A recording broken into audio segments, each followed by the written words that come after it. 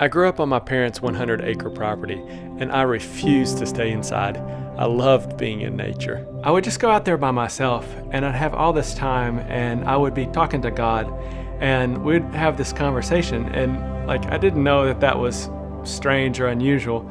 I would just pray to him, and then sometimes he would say something to me and speak to me. I was about 10 or 12 years old. Middle of the day, God gives me a very vivid picture of a little kid, and I'm holding her, swinging around in my parents' yard, and she's just laughing like crazy. In the picture that I had in my mind, she had dark skin and dark eyes, and God said, "This is going to be your daughter, and her name is going to be Chloe." Walt and I grew up together. I think he moved to town the year I was born, so we've known each other my whole life. When I was 10, we moved right across the pasture from him, so we grew up together. Her family and my family were friends, and so I got to go over to her house frequently. Of course, she's a little munchkin, so I'm not really paying attention. First, I was using shampoo and conditioner, but not anymore. Now I use this. I don't know the name, but it is good for your hair. So my whole life, I was like, I think Walt Manus is amazing. And I always thought when I grow up, I want to find someone just like him, who was in my age group. I went to university about 30 minutes from where he was living, and when I went, he just kind of came in and helped get me settled and helped introduce me to a church. And so we just started spending more and more time together, and we were sitting in his car just talking, and we had this conversation about what our dreams and our hopes were for the future. And I said that I felt like God had just made me to be a mom. That's what I wanted. More than anything, I wanted to be a mother. And I said that I had actually a name picked out already that I wanted to name my daughter. And he said, "I do too," which I thought was weird because, I didn't think guys did that. And I was like, "Well, what's the name?" And she said, "Chloe." And he's like, "You've got to be kidding me." You won't believe this. God gave me, when I was 12, that name, Chloe. So he's telling me this story, and I'm thinking, this is crazy. First of all, I don't have a lot of experience with God speaking to me like that. She was in the same place that I was. We couldn't believe it, In the picture, Chloe always had olive skin, so he always thought he would marry a woman with olive skin. She can't have a brown-eyed child. I didn't know what to do with it. I think we both knew pretty early on that we were going to get married. It just, I don't know. The best way I can describe it is that Walt felt like home to me. From the very beginning, I felt like, yeah, this is where I belong with this guy. When we first got married, we decided we wanted to wait a little while to have children. We ended up traveling, doing some work with some different missions agencies. And then at a certain point, we realized, no, this is the right time. We want to start pursuing having children. And we were so excited. We thought it was just going to happen immediately, And so we were like, yeah, let's start our family. Let's have children. And, months turned into years. And pretty soon we were 4 years into trying and still nothing. I had always clung to this promise that God had given me about the daughter, so I didn't know when it was going to happen, but it was starting to get hard to wait. It was really hard. It was really, I don't know, I think I struggled with questioning God's goodness in that time, because I just felt like it was so mean, such a mean thing to do. Yeah. Sorry. Yeah, so there was a probably 4.5-year period that I would say was really, really hard on us individually, on us in our marriage, and also the way we were relating with God. Especially for me, I felt like, is God good even when he's not doing things that I would define as good? All of her friends were having kids, and she had to just wait and put on this cheesy smile, this fake smile, and say, "We're happy for you." And every time that we would hear about someone getting pregnant, we would just be devastated because we were thinking, this isn't going to happen for us. We're just fools. We're fools who want kids, and it's never going to happen. And then I would say somewhere, I feel like God shifted something in me so significant. There was a point where I started to realize, actually, no, I can live a really full and really happy life and experience so much with God and know him so deeply and be satisfied in the deepest way a human can be satisfied, even without having a child. It sounds like a simple concept, but for me that was a big change, a big shift in my perspective. We kept praying through that time, God, if you're saying that you don't want us to be parents, like just take this desire away from us. But more than ever, we wanted to be parents. Like the desire was almost getting stronger. He kept compelling us in his love to like love this idea of being parents and love this idea of having this little girl. And so that's what we did. We just kept praying. There were tons of people praying for us and with us, people that we didn't even know. Like people would come to us and say, this Bible study group I'm a part of is praying for you guys, is praying for this situation. And I don't know, that was a really special thing to get to feel like the body of Christ on a larger scale, like standing with you through something. Annie is like, well, maybe we're supposed to adopt, and I was adamantly against it. How are you feeling about adoption? Yeah, I don't want to speak about adoption. I had this thought of like, I called it a Band-Aid baby. We are struggling, we are hurting, and I didn't want just a fix. I didn't want just some kid.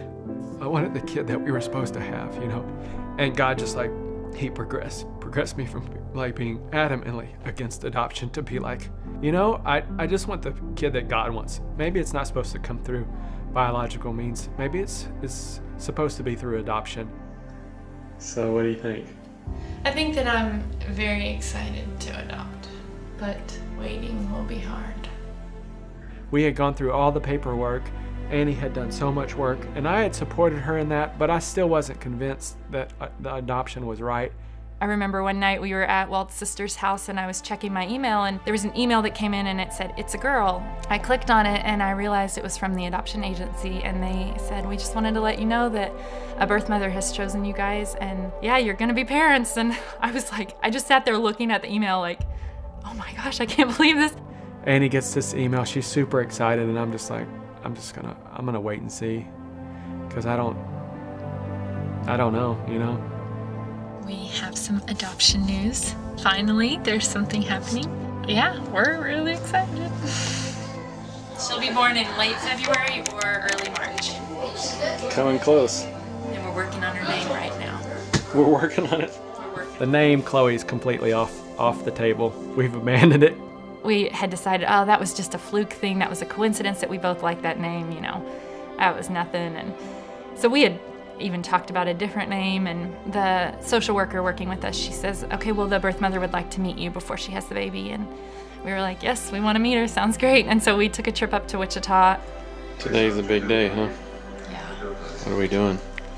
We're going to meet Allison for the first time. You nervous? Yeah. A little bit. We went to the house where she was living and we knocked on the door, and she opens the door, and it looks like a grown-up version of this little girl in my head that was from the past. And I was like, oh my goodness, what in the world, And so in a second, in my head, the name was back on the table. We went up to this room and sat and talked for, 3 hours or so. The social worker says, now let's talk about a name. Have you thought of a name? She said, yeah, well, ever since I got pregnant, even before I knew it was a girl, I've been calling this baby Chloe. We were just floored.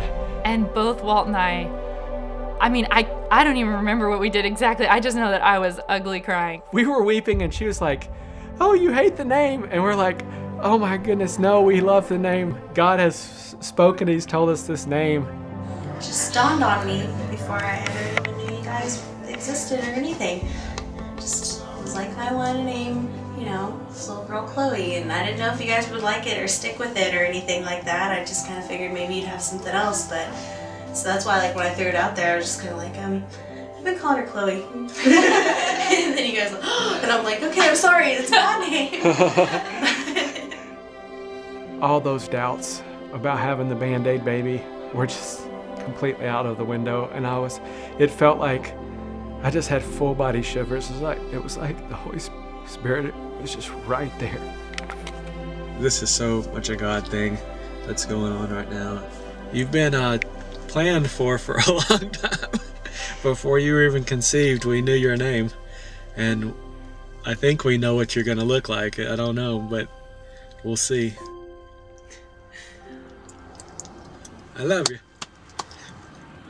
We look forward to seeing you. When the birth mom said the name Chloe, in an instant, I had become a father. Even before she was born, I was her dad. This surreal presence of God was just all around us, and I felt him saying to me, see how much I love you? Do you see this? Like, do you see what I've done? Like, I've been writing this story. You had no idea. I've been writing this story for years. Since Walt was a kid, I've been writing this story, and I realized how foolish I was, I guess, like how my perspective was just so skewed in my own pain that what I saw as him not loving me was in fact him being the most loving he could have been. Day of. Yeah. What were you about to do? Go to the hospital. I can't find your toothbrush holder. Oh no, are you nervous? A little bit. Yeah, I was just crazy nervous that morning. I remember going to the hospital and then all of a sudden it was happening. All of a sudden the doctor came in and was like, okay, she's ready and you're gonna have a baby now. And I don't know, and there was just all this movement and bustling around, and then Chloe was there. Like I was looking at this baby, my baby. I was just looking at her all of a sudden, like she wasn't there and then she was there. Big girl. How you doing, Annie? I'm good. I'm really good. Yeah. So many years of anticipating her as a child. She's here, She's been a part of my life for so long, and she's finally here. I remember just holding her and looking at her face and being like, I'm your mom. I'm your mom. And I just sounded so weird to say those words. There was no mistake. I am the father of this child, just like God had always planned it to be. And I'm completely owning it. Like, on cloud nine, just amazed at what God has done. It was like he was whispering to me in that moment, like, I've been here this whole time. And you didn't know, but I've been here this whole time. I've been walking this thing with you. And I was just saying, trust me, trust me, trust me, trust me. I've got something good. I've got something good up ahead. It's a constant struggle to just sit in his sovereignty. And when everything is falling apart in your mind, just to wait. And there were so many people that got to celebrate with us. I can't even count the number of people who came and said that that they had prayed for us, or that they had waited for this baby with us, or that our story had somehow spoken to them. I don't know. It was just such a special time of seeing, like, this wasn't just about me and Walt and this baby and our birth mother. It was about, like, all these people that God wanted to touch and encourage and bless through this story. He just doesn't leave anything to chance. It's not random, and it's amazing. It's a miracle. It only speaks of God. People can say, it's just a coincidence. You can't convince me that. I think God is incredible. I think it's incredible the way that he flung the stars into space, and that same God, the same God who keeps the world from falling apart, he loves me. He loves me. With or without us ever having a child, that's what he's taught me through this. Like, he loves me, and I can be so secure in that love. And to be able to trust that and to rest in that, it's the greatest gift.